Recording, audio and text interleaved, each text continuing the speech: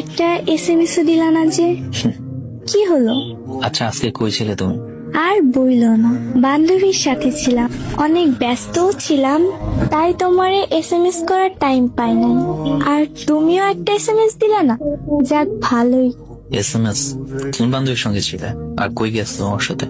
আইরিনের সাথে ছিলাম, ও কিছু কেনাকাটা করবে তাই ওর সাথে গেছি। কিন্তু আইরিন তো আজকে বাসা থেকে কোথাও যায় নাই। ওর আমি কল দিয়ে তোমার কথা জিজ্ঞেস করছিলাম, বললো তুমি কই, ও জানে না, অথচ তুমি বললো তুমি ওর নিয়ে কিছু কেনাকাটা করতে গেছো। আমি মিথ্যা বলি? বিশ্বাস করো না আমারে, সন্দেহ করো কেন? আমার এসব সন্দেহ একদম পছন্দ না। আমি তোমার কিসের ভালোবাসা যাকে তুমি সন্দেহ করো? বিশ্বাস করো না? বিশ্বাস? এই বিশ্বাসের দোহাই দিয়ে তো সবকিছু করতে। এই ছেলেটাই তবে তোমার আইরিন বান্ধবী?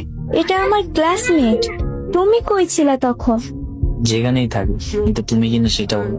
হ্যাঁ, বাট বিশ্বাস করো, আমরা জাস্ট ফ্রেন্ড। আমি ঘুরতে গেছি, পরে ওর সাথে দেখা হয়েছে, আর বললো কিছু কথা বলবে, তাই বৈশা দুজন কথা বলছি।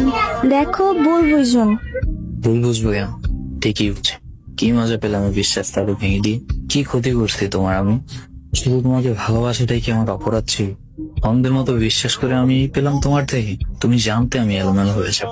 কয়েকবার বলছি তোমাকে যে দেখো, আমার ইমোশন নিয়ে খেলো, আমি ভালো থাকবো না।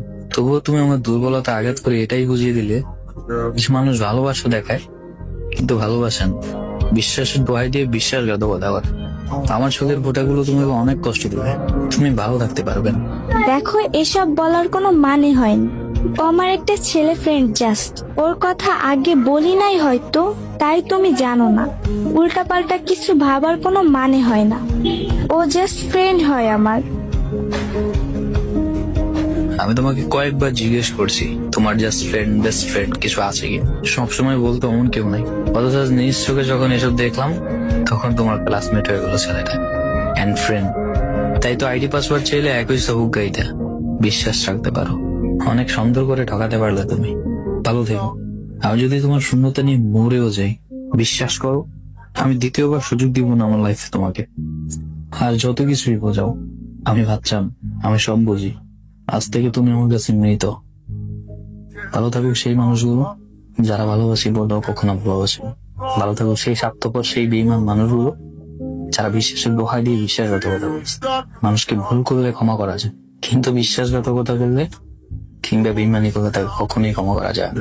কেউ কখনো কাউকে ঠকিয়ে ভালো থাকতে পারেনি, প্রকৃতি কখনো ভালো থাকতে দেয়নি। অপর প্রান্তে থাকা কষ্ট দেওয়া মানুষটিকে